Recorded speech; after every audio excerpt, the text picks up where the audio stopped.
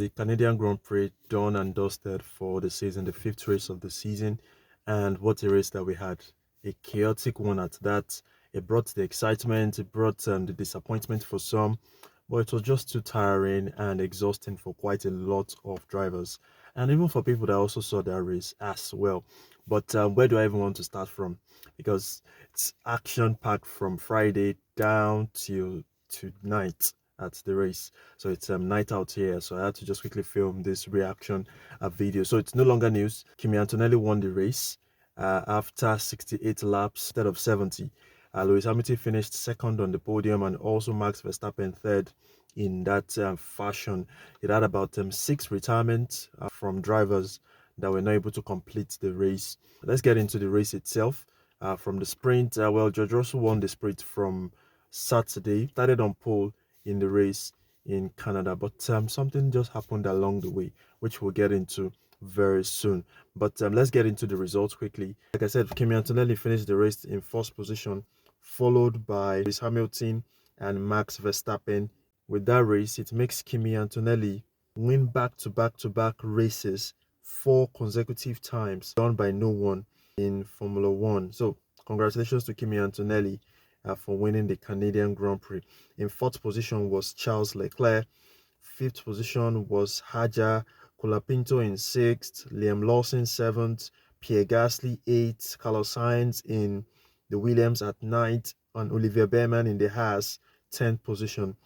In the 11th position, Oscar Piastri, Nico Hulkenberg in 12th, Gabi Bortoleto for the Audi, Esteban Ocon in 14th, Lance Stroll in the Aston Martin at 15th, and Valtteri Bottas at 16th for the Cadillac. So we had just 16 drivers who completed the race, and we had six retirements. Retirements from the likes of Sergio Perez, Lando Norris, George Russell, Alonso, Albon, and Arvid Lindblad. So Arvid Lindblad is where I'll start from. That retirement was just quite unfortunate for him because he had a very decent weekend for himself, finishing in 8th position in the sprint, winning point for him and for the team, and also getting into Q3 ahead of the race itself. But as he was on the grid, just about to start the race, he was not able to move the car as the car developed gear issues, and it also made the formation lap to be extended. We had two different formation laps that was set by the drivers. That was why we had 68 laps instead of 70 laps for the entire race at that. Then came the tire strategies by the drivers. A lot of the drivers started on softs. Some drivers also started on the intermediates, thinking that the track was going to be wet at some point to soak up water and for it to be able to glide and move on the track, which was detrimental to the teams that started on the intermediates. I'm talking about the likes of McLaren. After about lap 2, Oscar Piastri went straight into the pits because he wasn't just feeling the car, he wasn't feeling the movement at that point in time. And that's where we have to fault the McLaren team for starting on the intermediates. They were projecting and thinking that they were going to see rain or the track was still going to be wet at some point. Meanwhile, it backfired. That's terrible tire strategy from the McLarens, and it was detrimental to their overall race because Lando Norris still developed car issues, which made him not able to finish the race. And their other driver, Oscar Piastri, got a penalty much later in the race and was still not able to finish in the points. The team should be blamed for this, and they ruined the entire weekend for themselves because they had already had a decent sprint, an amazing run in the sprint race, two of them winning points, but getting to the race itself, they ruined it for themselves. So quite unfortunate for the McLaren side. I'm very sure they are going to be righting their wrongs in the next race. Hopefully, they learn from their mistake. And even at some points, Lando Norris was leading the race, but was not able to, keep up that position as the pressure from the Mercedes drivers of Kimi Antonelli and George Russell was too strong for him to keep that position. And that is where I'm going to. This weekend was all about the Mercedes drivers. They have the pace, they have the car, they have the strategies going on for themselves as against the other drivers. But the battle between Antonelli and Rosso. I don't think it's going to end anytime soon. I think we should just prepare for what is ahead. Yes, this is why we love Formula One. We love the competition. We love the stiff competition between both drivers. And that is what I'm about to talk about. We already saw glimpses of this from the sprint race, where, you know, both drivers were neck and neck at themselves, trying to win that coveted top spot at that. But George Russell won that sprint for himself.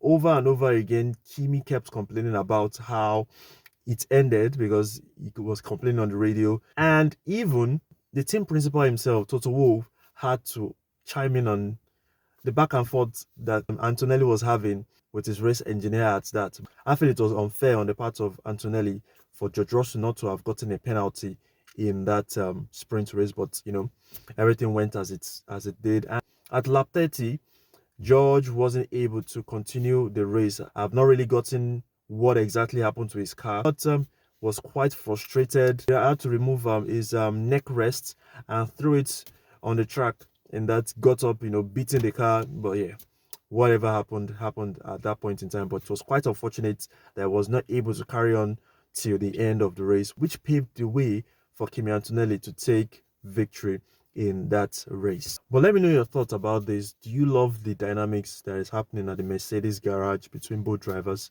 Do you think both drivers should be left out to battle themselves, or the team matters most in this point at this point in time already, because we can see a retirement from one of the drivers? That driver is winning the races at this point in time. But you could also see from the point of view of George Russell that he needed all available points, 33 points that was available, to be able to catch Kimi Antonelli, because coming into this weekend, he was already at a deficit of 20 points. But right now, it has been extended to 43 because he wasn't able to finish the race, and Kimi eventually won to extend his lead at the standings right there. So, what do you think about this whole debacle, or else whole back and forth between Kimi Antonelli and George Russell? Do you think we should still see more of this, or the team should come into this, that the team matters most, or individual brilliance from both of these drivers, or leave them out to just race themselves, just like we saw with the McLaren drivers last season? Let me know your thoughts and comments in the comment section.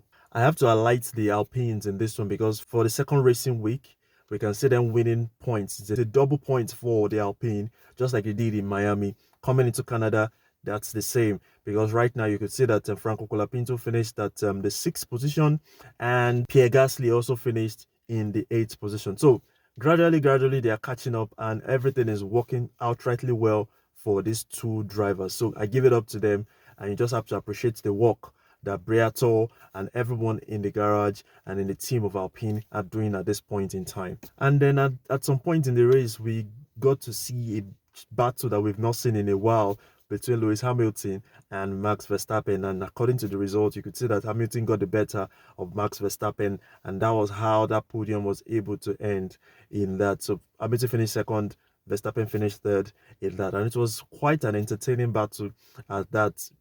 Verstappen at some point tried to defend, but Lewis Hamilton's brilliance. Both are champions of the track before, and you could see that they showed their brilliance in a much more matured manner, and the battle was quite won by Lewis Hamilton in this one. So there you have it for the drama that happened in Canada.